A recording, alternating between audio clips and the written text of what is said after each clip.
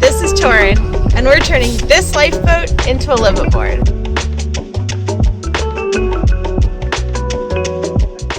We're here bright and early on a surprisingly frosty March morning to be hauled out again. So fingers crossed, our last tow is coming to pick us up, because we're hoping that when we go back in the water, we can do it under our own power. So we're just waiting for cold water divers who are getting very used to our boat at this point to come and get us, and then go back over to Van Isle for another haul out.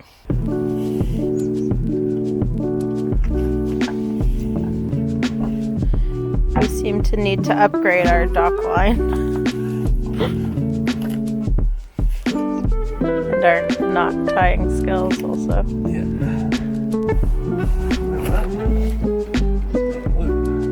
Torin hasn't even had coffee today yet, so can't really blame him for this situation.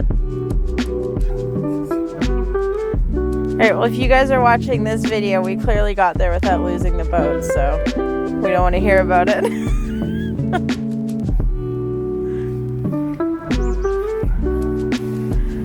There we go. As we like to say, if you can't tie a knot, tie a lot, so maybe I'll add on to that a little bit. Perfect.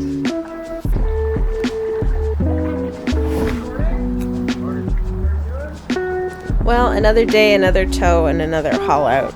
This summer, we had big plans to finish as much of the exterior of Luja as possible. So goals included putting on solar, putting on our windows, doing the paint job, adding hatches, putting in our anchor, and starting our chain locker, taking off the davits from the lifting system, and several other smaller projects like that.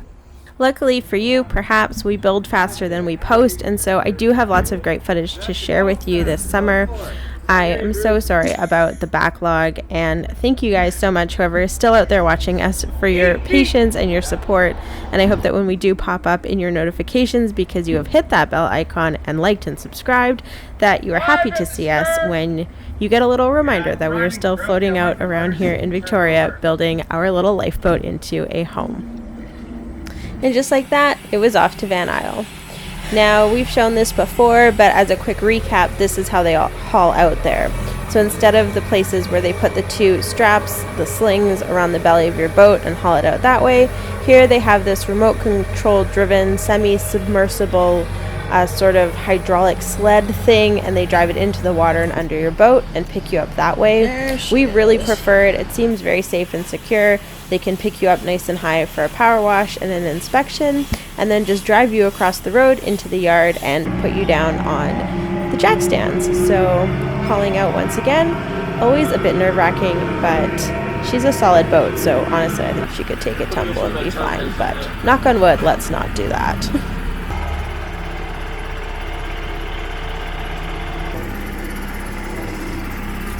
One of the reasons we love Van Isle so much, and no, this is not sponsored, though if you guys want to haul us out again, we will probably need that soon, but is their attention to detail and customer service.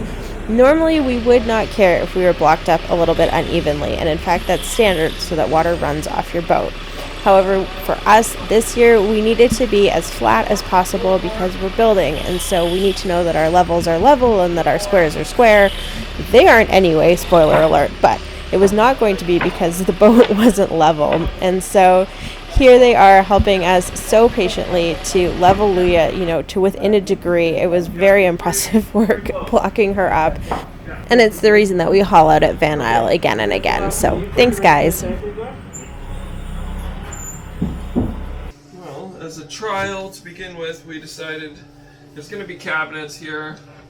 We wanted to see how narrow this was going to be, which is pretty narrow, and to see whether it would have worked. So we installed it a couple weeks ago and have been moving past it every day, and it's too narrow, which we sort of thought, but we wanted to see whether it was going to be doable. So I think we're going to move this back 3 inches. Well, another step forward and another step backwards.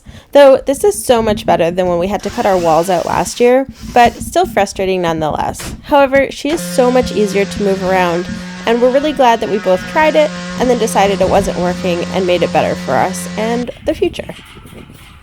One project I had really been looking forward to doing this summer was taking the sort of plasticized canvas panels off Luja. It really made her look like a lifeboat and was hiding all the work we had done to build the walls last year. So step one here, Torin is unbolting the gazillions of bolts which held the canvas on. It's rollable, so you'll see as we go that depending on the weather and the circumstances, they were able to roll it up or put it down.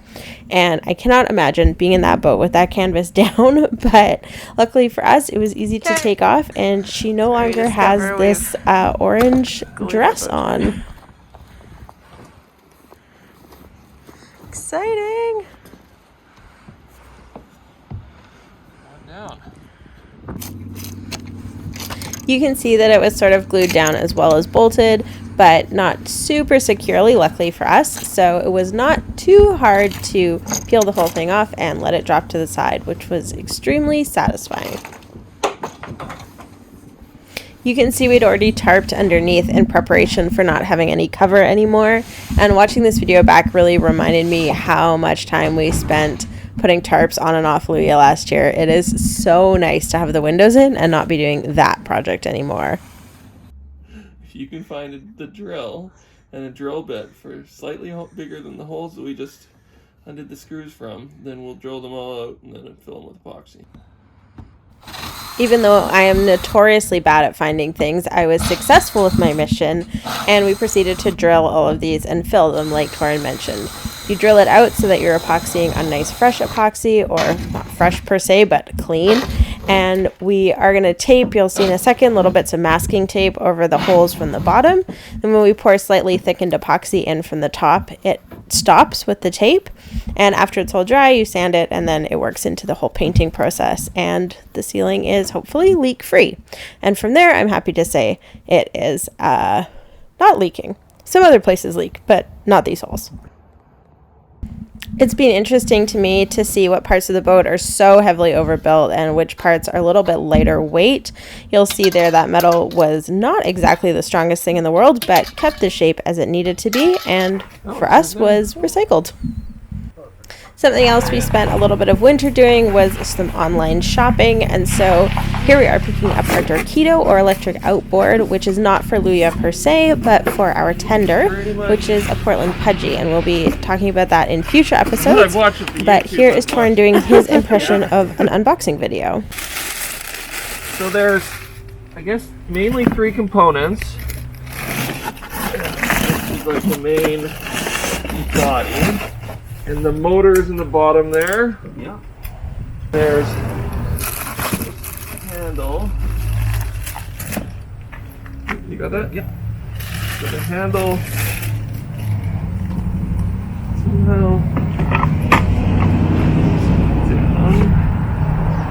Because people just carry the tiller around with them, right? When they leave it? Yeah, so people take that tiller off. Okay. And that way it's sort of like nobody's going to steal it. Right. Oh, okay, that makes sense. You can also take the battery off.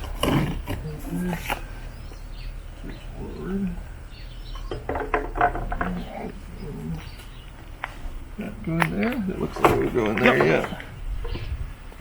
So this goes in there. There looks like. That's for charging. Yeah. Motor cable connect first, disconnect last.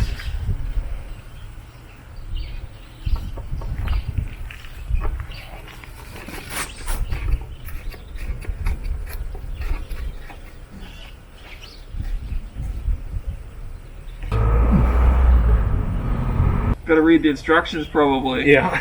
Oh, you know what? It's probably because the kill switch. the kill switch isn't on. Ah, yes. Oh, there we go. Measuring to make an anchor locker today.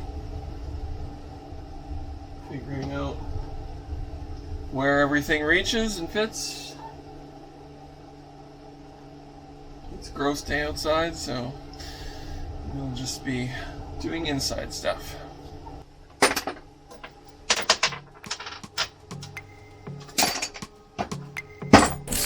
Some sort of storage we can make in here. So the chain locker is only going to be that little middle bit? Yeah, it's going to be like from the front to the back. So I get the same storage on this side by the head of the bed too? Yeah. They sell little access boards, but they're not exactly the cutest. But if they were painted, maybe they would be fine. Can't we just put like the brass railing across? You can just have it open. Well, up there I'm thinking like glasses and a book and stuff. Like that could be my bedside table. After roughly planning where it was going to go, Torin cut out the first piece of plywood to go in the side, and while it's such a small step, I always love to see something get built in Luja instead of destroyed. It's very satisfying.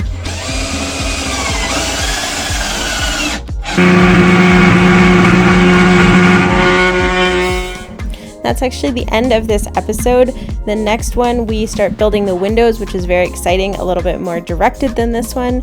But thank you so much for watching. Your patience is so appreciated, and we are really excited to show you a little bit more of what we did. There are some big things coming for Luja. She looks totally different than she did in this video. So stay tuned, and thank you so much for watching. Have a great day. Bye.